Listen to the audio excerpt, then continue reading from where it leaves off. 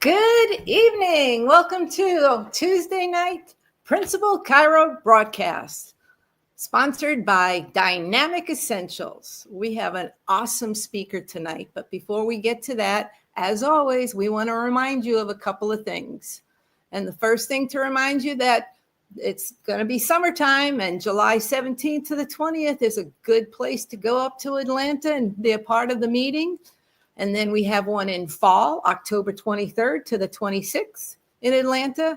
And then now it looks like winter, January 20th to February 1st. We're going back up to Atlanta. I hope it doesn't snow because that's happened sometimes. That's no more Florida in January. And then, of course, we have our Connect groups. I hope you guys are really utilizing this line of communication. You know, sometimes it's a little lonely out there, and all you do, if you got the names and numbers of people on your team, call them. But guess what? You can talk to other people, other team members also. So I'm not going to spend much time talking about that, but I'm just going to introduce a powerful, convicted, strong chiropractic leader. Today on the DE page, they had a little blurb with Dr. DD speaking about if you want to be successful. And he said things like, you've been told to do, you listen to tapes, you read books, you take the notes at DE, but yet the reason why you're not successful is because you just don't do it. Well, I've watched this woman from leaving chiropractic school take copious notes, talk to everybody, get people's forms.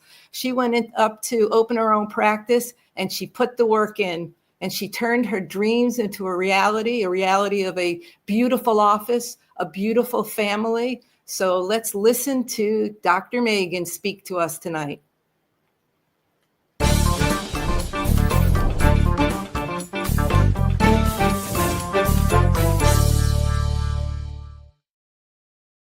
Wow, Mindy, that was beautiful. Thank you so much for that introduction. I really appreciate that. I also feel like she read my notes of things that I had jotted down that I wanted to talk about tonight. I love DE. I love the people on this call. I'm so lucky to have connected with you guys and to just be a part of this awesome group. So I'm really grateful for all of you who are listening, who I hope that I can speak something to somebody that's going to be meaningful. I had just been thinking over the last few days about what I might want to talk about here. And the big thing that popped up is I'm 11, a little bit more than 11 years in practice now, and reflecting back on what those beginning years were, and how much work went into the beginning, and just realizing that 11 years into this, looking back, I didn't have to be the most polished person. I didn't have to be the most charismatic, but I needed to show up every single day, and I needed to tell the chiropractic story, and I needed to love people. And that ended up being really my key to success. And I learned that first and foremost at DE, just time and time and time again. I am in Greenville, South Carolina, which is about 30 minutes south of Spartanburg, which is where Sherman is. And I go up every so often up to the school and I speak to the students. And one of the things that I'm constantly saying when talking about DE is that you guys really poured into me, so much so that I believed in myself that I could do it. And you just taught me how to love people. And you taught me that if I go out there and I keep telling the story and I keep promoting principled chiropractic and I keep loving people and showing up, I'm going to be successful. And nobody at DE wanted anything from me except to see me be successful. And so Mindy had mentioned that I went to a lot of chiropractic offices when I was in school, and when I first started, and I gathered everybody's paperwork and I had all of my notes, and I had, this is what I want my day one to look like and sound like, and this is what I want my day two to look like and sound like. And it came exactly from the DE people, my mentors who I met. I've tweaked things a little bit, but not a ton. It's funny because yesterday I had 3 reported findings, and in my office we take CBCT scans. So our reported findings are maybe a little bit more in depth than would be without those, because we're going through all the different scans and overlaying things and looking at different slices. And but whenever I do a day 1 or a day 2, I give everything. I just pour myself out. So in the first 3 hours of the morning, I had 3 of those. And man, by the time we hit lunch, I was like, I'm exhausted. I have just given everything of myself, with love, with compassion, with connection, with telling the chiropractic story and message. And it was just beautiful to realize that I really learned all of this from DE and from you guys. So I'm super grateful and appreciative. But I wanted to talk today about really that beginning stage. Maybe for some people, it's not the beginning stage. Maybe it's the beginning of just becoming a more principled chiropractor, or maybe it's the beginning of this new chapter and turning the page. But just that we have the ability to do a little bit extra, to really put ourselves out there, and to do extra for the people who are in our office, whether it's calling a patient who you haven't seen in a long time. I know that the CAs can do that. And I know that that could possibly even be part of their job. But if God puts somebody on your heart, on your mind, and you think, hey, where is Sally? We haven't seen her. Haven't seen her in a long time. I'm going to take that initiative for me and myself and my practice, and I'm going to reach out to that person, even if it's through our office text system. But I'm going to let them know, hey, this is Dr. Megan. Sally, I'm just thinking about you. I really hope you're doing well.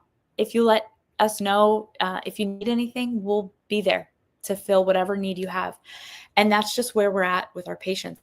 If somebody has a meal train or a death in the family or things like that, I mean, we're constantly reaching out, sending meals, sending flowers, being present for people where they're at, because we have this opportunity to be active in their lives. I've been in practice 11 years, and I have patients who I've had for 11 years in my office. They are family to me at this point. Some of my closest friends started out as patients, and then we've just developed a beautiful friendship over time.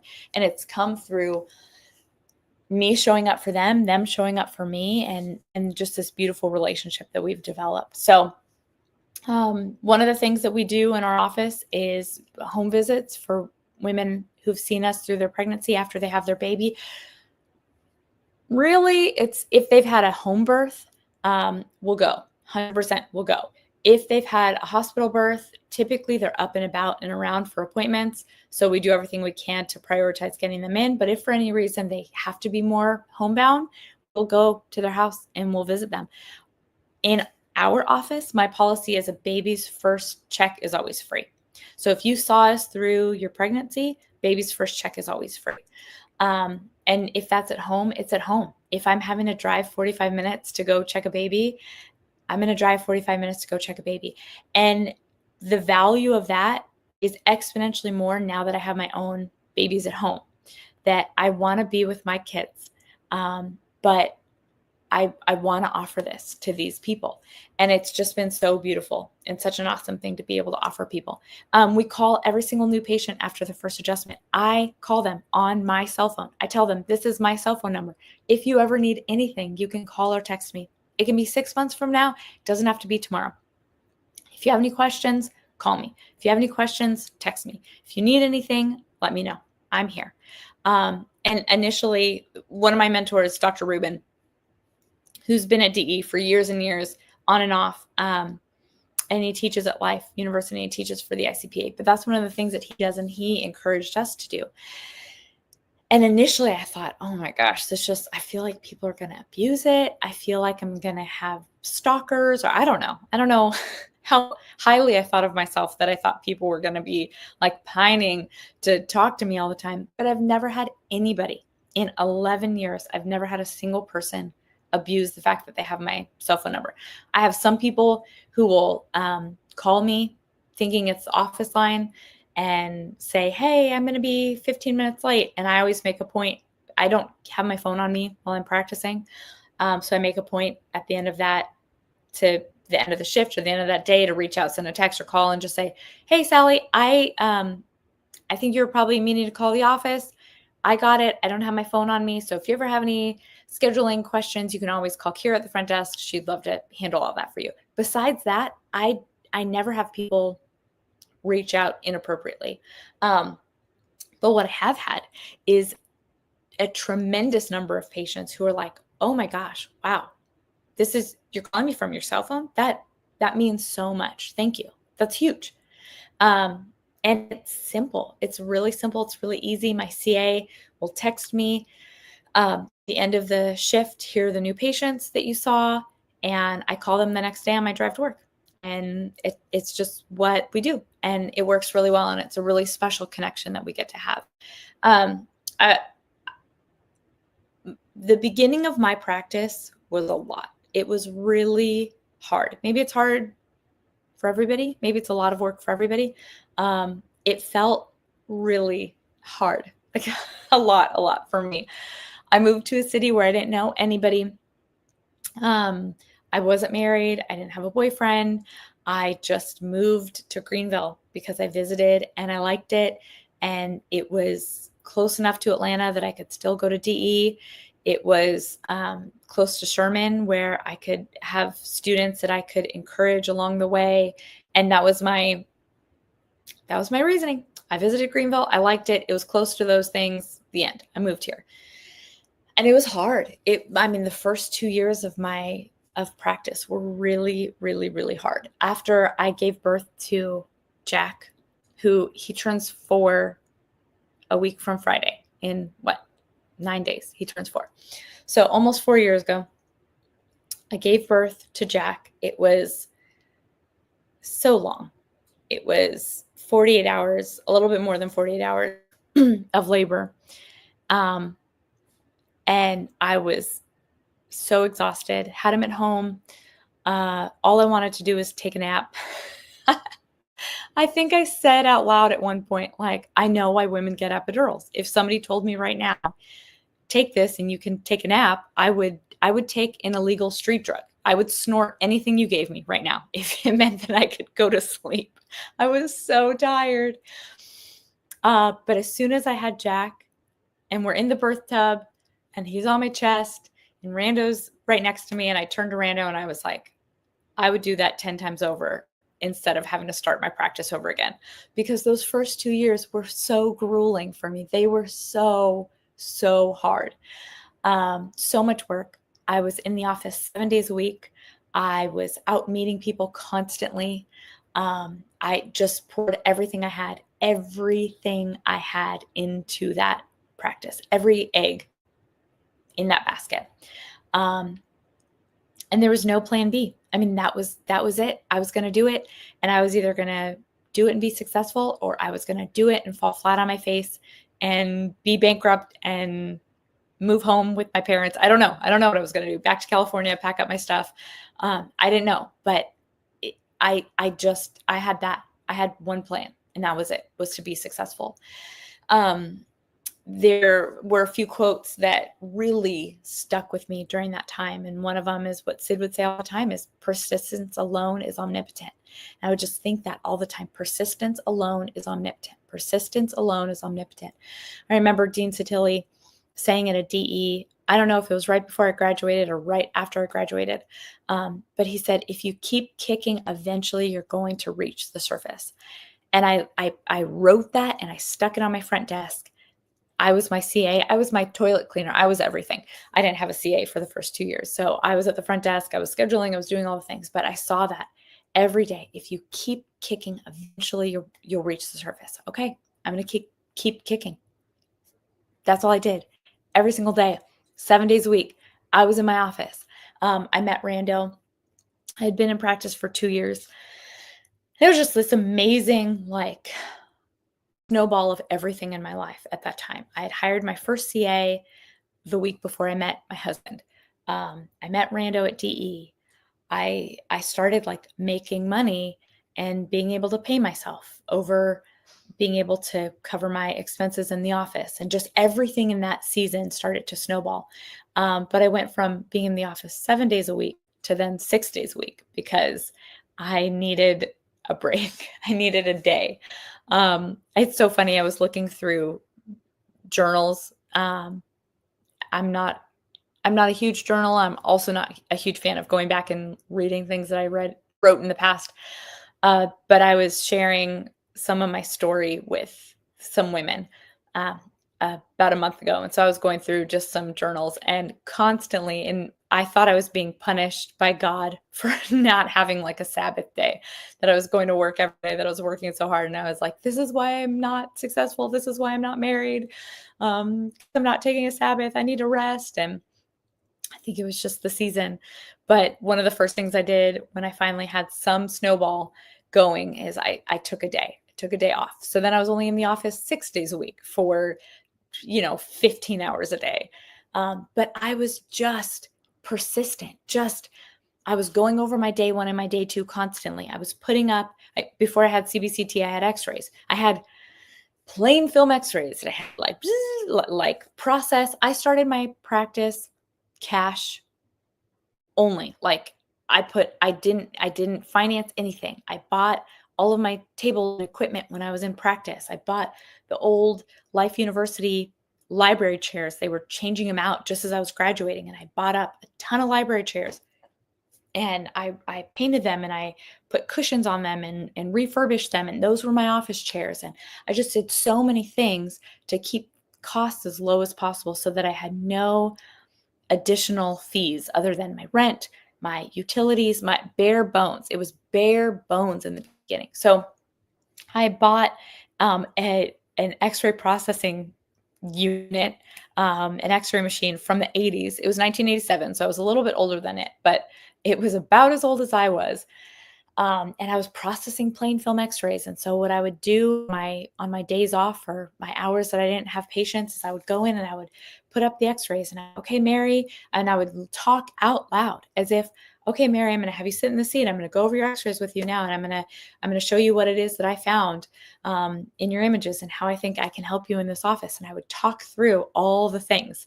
Now, at this point, I'm sure for a lot of you who've been in practice, it's like I could mark somebody's images, not look at it for 4 months. They come in, I go over it, and it's just like bam, bam, bam. I can say all the things. I know all the things at this point, but I needed to get those tattooed on my brain. I needed it to become so second nature. I wanted to sound so confident when people came in that you're in the right place. I can help you. I'm 5'1". I'm a tiny person. Apparently, I looked really young when I first started. I was the only person in the office. Oftentimes, patients would come in who I hadn't personally met and brought into the office. So they were referred by somebody, and they would say, "Are you the doctor?" I'm like, "Yes, I'm the doctor." And so I had to have that confidence. I couldn't falter. I couldn't waver. I needed to be able to tell them with conviction, "I see what's going on here. I know that I can help you."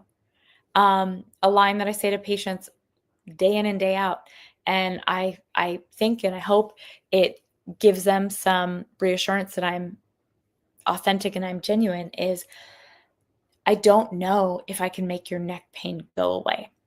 You can wake up in the morning and you're like, I kind of slept funny. I have a little crick in my neck. Come in, become a new patient here. We go over everything. I show you what I show you, and we get you adjusted. And I cannot guarantee or promise that crick in your neck is going to go away. But I know without a shadow of a doubt that if we can find where there's pressure on your nervous system, if we can find where there's interference to your nervous system, and I can remove that, and I can see through my pre and post checks that it's been removed, that your body is going to function better. I can say that without a shadow of a doubt. And I know that things in your life are going to get better. My expectation fully is that whatever primary complaint you've come in with is going to get better. My expectation fully also is that we're going to see your body functioning better, whether that's you're sleeping better, your digestion is better, you're getting sick less often, you're a female and your cycles are regulating. That is my expectation. And I just had to get to that point in my practice where I felt so confident saying that, and people were able to grab onto my confidence that I could be their anchor and that they could come along this journey with me. And it's just been phenomenal to watch over the last 11 years. I've had interns in my office. I've had associates in my office. And Brian Lieberman said this to me. day one that I was in his practice, I did my peak in his office. That's the internship at the end of school at Life University. And I did my peak at his office, and he said, "You're walking into my office at year 15. You're going to walk into your office on day one. You cannot assume that your office is going to look like mine does now." And when I was in his office, I went out and did screening events for him, and I went to different, community things. I set up at a hospital once. I went to a breast cancer recovery thing. I would talk to people at Starbucks, pass out cards, and everybody had heard of him already. Most people I ran into had either been patients, were patients, or knew somebody who was a patient. I mean, he had that name recognition. When I got to Greenville, nobody knew who I was. And I think that's a little bit of a, what's the word I'm looking for? It seems like it's easier than it is when you're new in practice. When you're not in practice yet, or when you're new, you think, gosh, look at that person. They're so successful. They just opened up and they became successful. And I am so passionate about sharing with young practitioners who feel like they aren't thriving, or students, how hard it was for me in the beginning, because I feel like this is probably more people's story than we know. Just most people don't love talking about the hardships that they went through, or maybe what perceived failures that they went through. But I love telling people, because if I can do, I'm not anybody special. If I can do it, you can do it too. Patty Shaleniak said to me years ago, just about like, of course you're going to be successful. You're just so cute and bubbly. And I was like, dang, that's not, if I'm successful, it's not going to be because I'm cute. People aren't coming. And she did not mean that in a mean way. I think she genuinely saw something in me that I didn't see in myself. And she was trying to encourage me that, like, you have that, you have the thing, whatever that thing is, you have it. I didn't want my success to be because I was cute. And I also knew that that's not what was happening. People weren't like, yeah, I want to spend a ton of money in your office because you're just so precious. I don't think anybody came to my office. I think they were very skeptical when they walked in. They're like, "Hi, who is this tiny child at the front desk? Oh, you're a doctor? Are you old enough to be a doctor? Do you have a degree? Did you go to school?" I do have a degree. I'm old enough. I started practicing when I was 28. I wasn't crazy young or anything. I think I just looked really young. So one of those sayings that really stood out to me in the beginning was the Zig Ziglar quote that Sid would say all the time, that a big shot is just a little shot who keeps shooting. And I just purposed in my mind, I'm going to be that person. If I'm a little shot now, that's fine. I'm just going to keep shooting. I'm going to keep shooting. I'm going to keep shooting. If at first you don't succeed, keep sucking until you succeed. I love that. That's me. Like, I didn't succeed in the beginning. I didn't open up my practice and then have 500 patients month one. I worked and worked and worked and worked. And people come to my office now. We are 100% word of mouth, 100%. Every single person who comes to my office was referred by somebody, had been a patient in the past, related to a patient. Every single person who we ask. Nobody's like, I say that.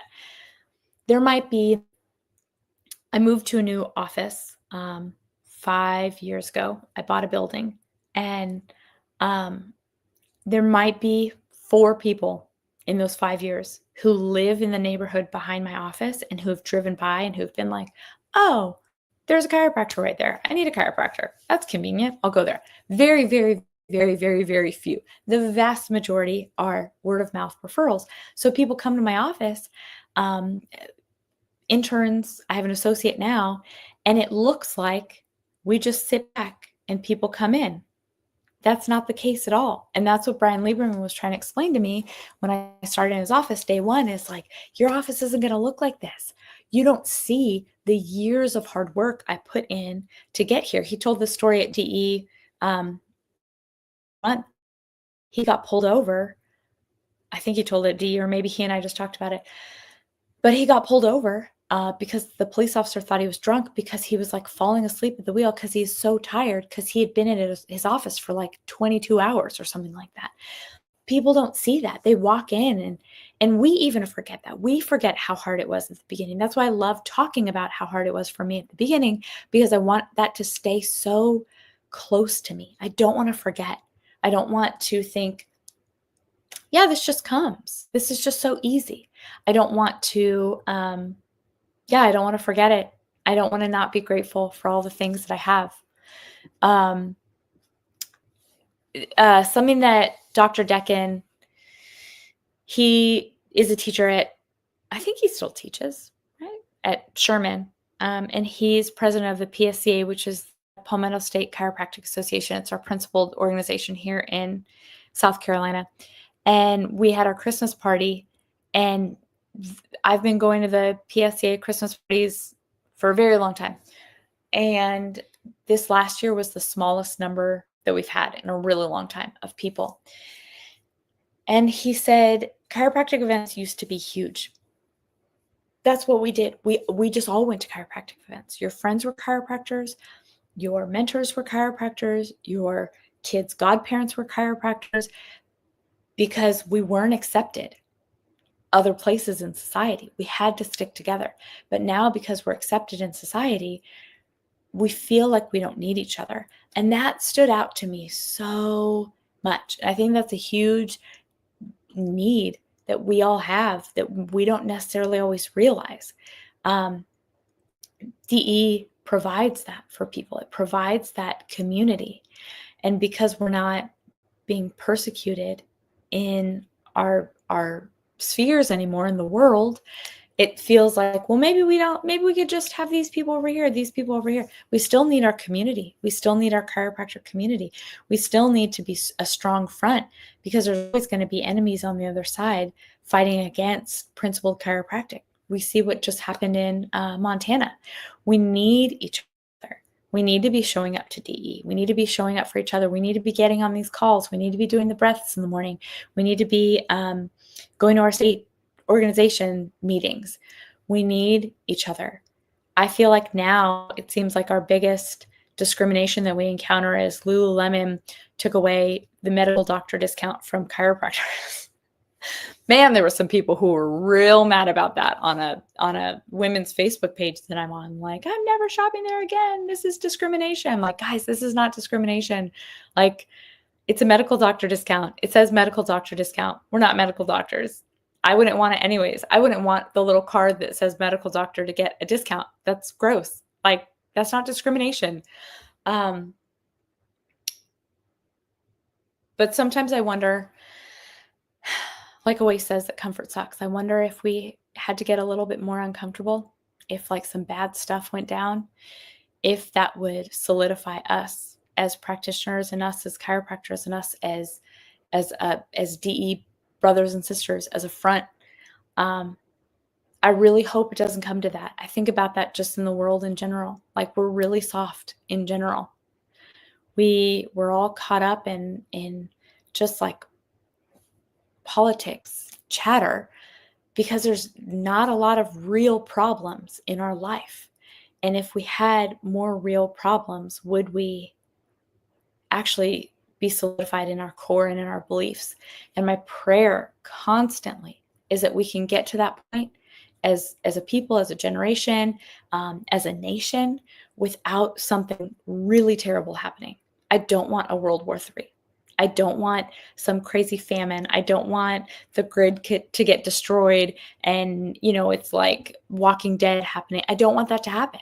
Like, can we just wake up and realize that comfort sucks? Can we push into the things that are uncomfortable? Can we do the things that need to be done just because they need to be done now?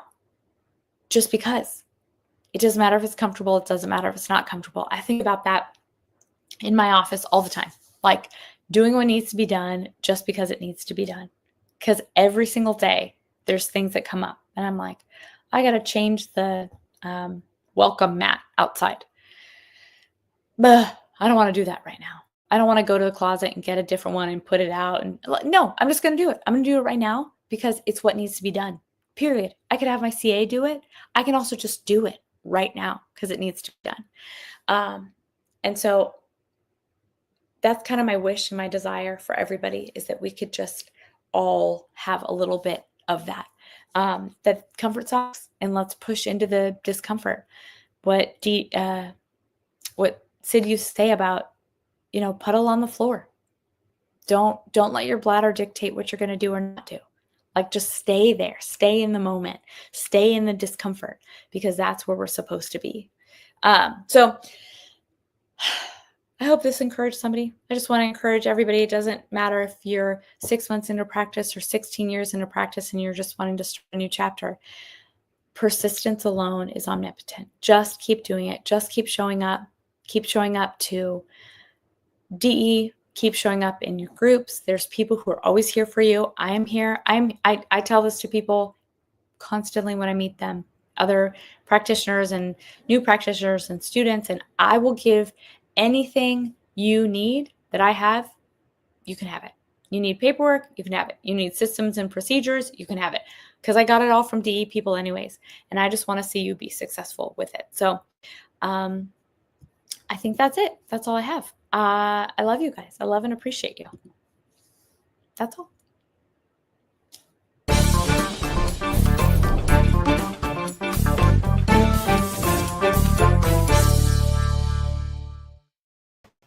That was wonderful. You did a huge public service tonight. Because there are a lot more young people that are on our calls and being part of DE that see all the people that have been in the ranks for a long, long time living off their successes. And you brought it right back to that when you open an office, it requires time. It requires effort. It requires to be so focused on what you really wrote down for your future. And you are just a great public service for all of them. You did a great job. And I always like when people talk about doing that something extra, because most of the time we think about it's just in our office, but it's really throughout your life with everywhere you touch. And you are a perfect example of that. Really. I enjoyed this talk immensely, because each day we go into the office, it is a beginning of a new day for us. Yeah. Things can change that we have been sitting on and haven't been doing. So thank you so much for this valuable and loving message. Have a terrific night. Thank you. Love you. Love you. Back at you. Thank you.